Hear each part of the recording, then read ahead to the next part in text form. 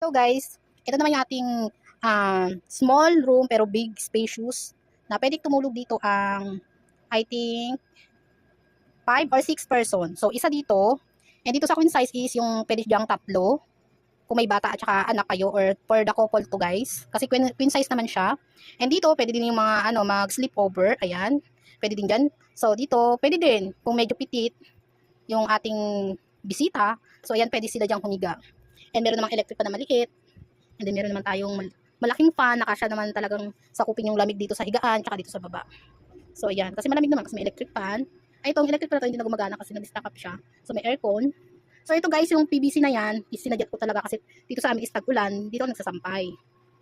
And dito guys, sa pag-araw, madilim pa dito kahit alas 10 na, hindi mo alam na maaga na, natanghali na. Kasi nga, yung bintana dyan is madilim pa rin, natatakpan. Dalawang kortina kasi yan. So ayan, di ba? May sampayan tayo. So may lagayan ng cellphone doon.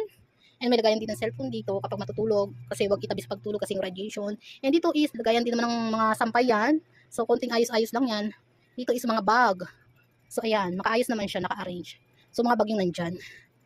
So hiningal ang person. So maliit lang tong room namin, sobrang liit. Oo. So ayan. So ayan. So may study table doon. Kapag yung anak ko o yung maliit, pwede itong mag-aral. So ayan, konting linis-linis lang. And dyan yung mga skincare sa loob. Mga shampoo, lotion, toothbrush, andyan. Then tinatakpan ko yung TV kasi malas daw yan. Lalo na nakatapat sa higaan. Kaya dapat may takip yan. So yun lang guys. Thank you so much for watching. I hope you like this video. And please like and subscribe to my YouTube channel. So it's me, Jefferson Vlog. Dali na. So dyan siya nakapwesto. So yung maliit ko, dyan yan. Dyan siya sa side na yan. And dito naman si Habi. So, tabi pa rin kami. So, dito ako kasi maliit lang naman ako.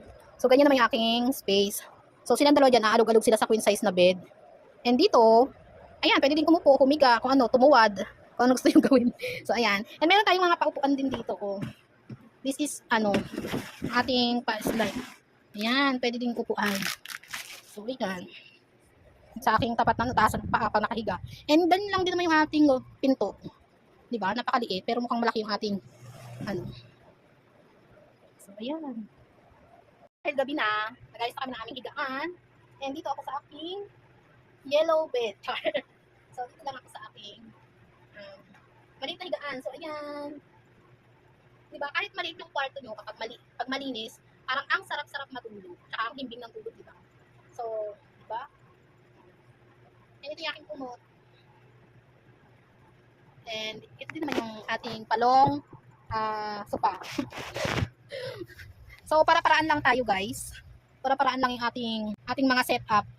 Kasi, so mahilig kasi ako mag-ayos-ayos or mag-ikot-ikot ng mga gamit. And, ayan, mag-order ng mga pangbahay na, pangkwarto na kumot, yan, punda, mga ganyan. Ayan, pwedeng mahiga dyan sa kabilang side. So, ayan. And pwede din naman dito sa kabilang side. Oh, dito si Abby, dito ko sa gitna. So, ayun lang ang ating vlog for today's video.